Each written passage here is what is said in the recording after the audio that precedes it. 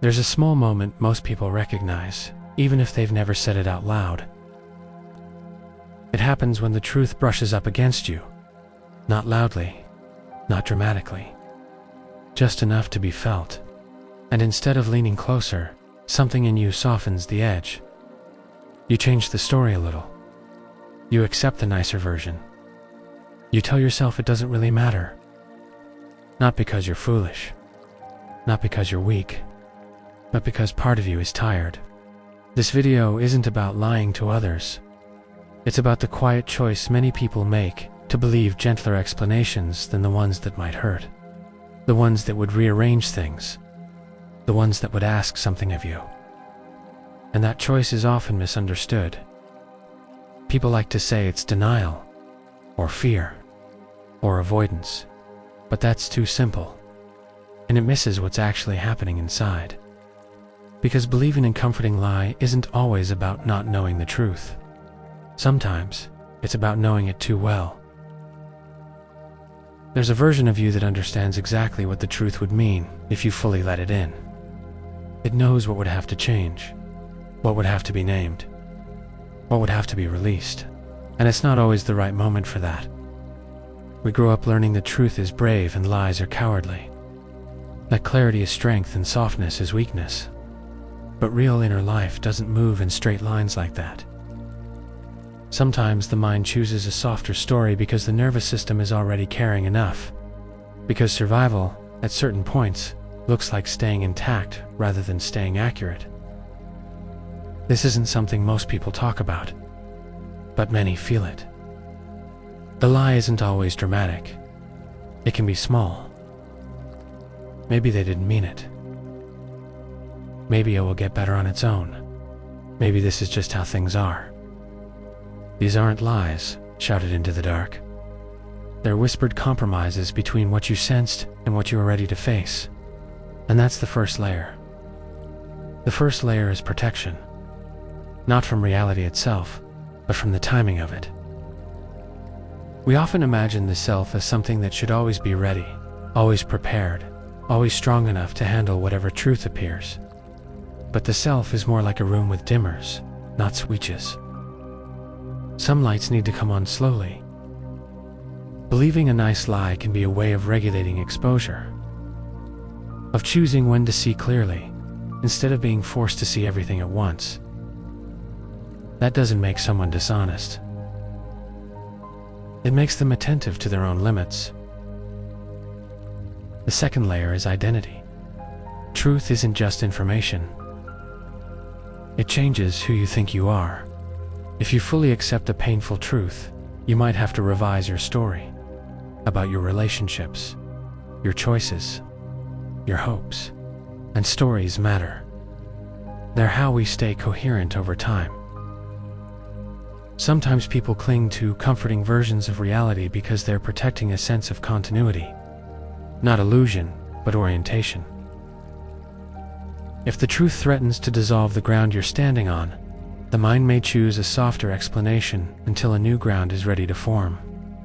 That isn't immaturity, it's pacing. The third layer is privacy. This part is rarely named. Not everything you know about your life needs to be fully conscious, fully verbalized, fully processed all at once. Some awareness lives better in the background for a while. We live in a culture that treats visibility as virtue, that equates self-awareness with constant self-exposure, that assumes if you're not confronting everything directly, you must be hiding. But privacy isn't insecurity. Sometimes it's self-respect. Believing a comforting lie can be a way of saying, this part of me isn't ready for public interpretation yet, not even from myself. It's a boundary inside your own mind. The fourth layer is autonomy. Hard truths often come with implied demands. They tell you what you should do next, what you must change, how you're supposed to respond. Nice lies suspend those demands. They create a pause where you're not being pushed forward by expectation, whether external or internal. And that pause can be deeply important. It's the difference between choosing and complying, between moving because you're ready and moving because you feel cornered by reality. Sometimes people don't reject the truth. They reject the pressure that comes with it. That's why challenging, comforting beliefs directly rarely works. It doesn't respect the autonomy behind them. Now, this doesn't mean comforting lies are always harmless. They can become cages if they're never questioned. They can dull you if they're used forever. But that's not the full picture either. There's a quiet intelligence in knowing when you can hold the truth and when you need a softer edge to stay whole. This behavior is often misunderstood because it doesn't look brave from the outside. It looks passive, or naive, or complacent. But inner life isn't a performance. Some people face truth loudly. Others do it slowly, internally, in layers. Neither is morally superior. One isn't more evolved than the other. They're just different ways of relating to pain, meaning, and change.